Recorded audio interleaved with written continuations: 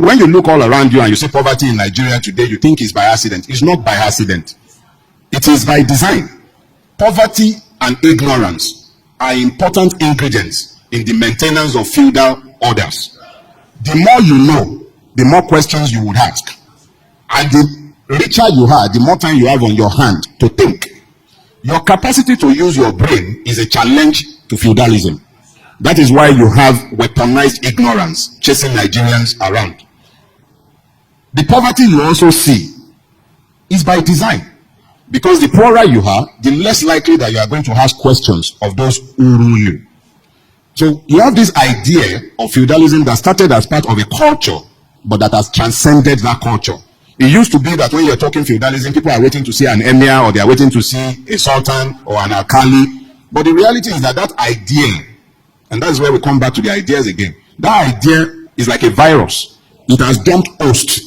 Where it used to exist only within the Fulani culture, it now exists in each and every Nigerian culture. Your governors are not unlike emirs. The president is not unlike the sultan. The government does not exist for all. It exists for a class. Feudalism does not work on the basis of the rule of law. It works on the basis of impunity, which means that somebody somewhere must be able to decide to whom the rules would apply and to whom it wouldn't apply, to whom the laws should apply and who should be above the law. So you find very quickly that it is impossible to build a nation because nations thrive on citizenship. Citizenship comes only when there is equality and the law is ruling. And it is only when you have citizens that you are likely to ever have patriots. So you have a country, yes, but you don't have citizens. You have ruiners in place of rulers, and there are definitely no leaders. When you speak to leadership, you're talking about vision. It means that the person can close their eyes and see where they are going, even with their eyes closed. The Nigerian is forced to engage Nigeria as a tribesman.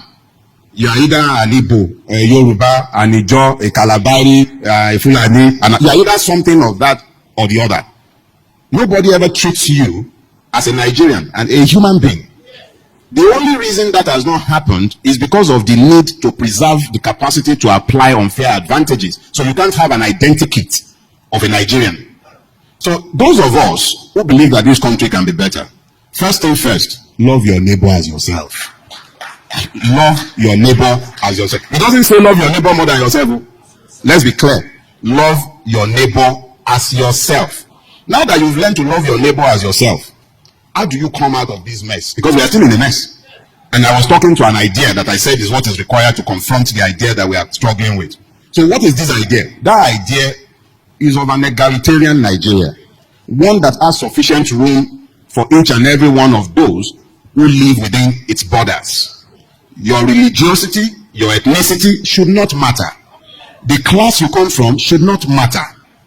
It is only when we find these commonalities that it becomes easy to isolate those who have oppressed all of us.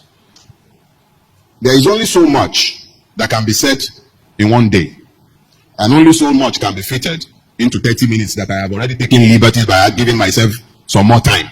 But no matter how long I stand here to talk to you, whatever I say is useless if there is no love in your heart to hear me.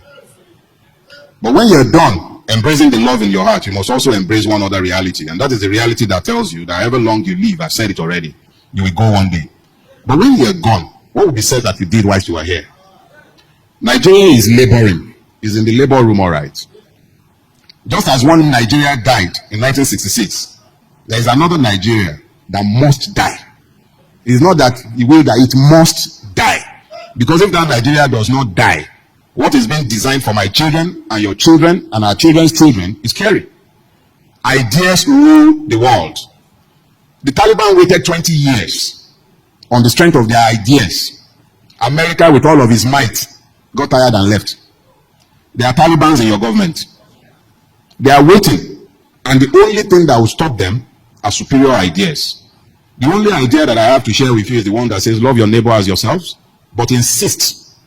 Are you hearing me again? Insist that you are not less than any other man. Because the entire idea of Western civilization was created on one basic biblical precept, the equality of all men. The creation and erection of feudal states is also found on one principle: the inequality, acceptable non-equality of all men. So that second nation that needs to be battered, because this one is going to die, is the one that understands that all men are equal. Thank you very much.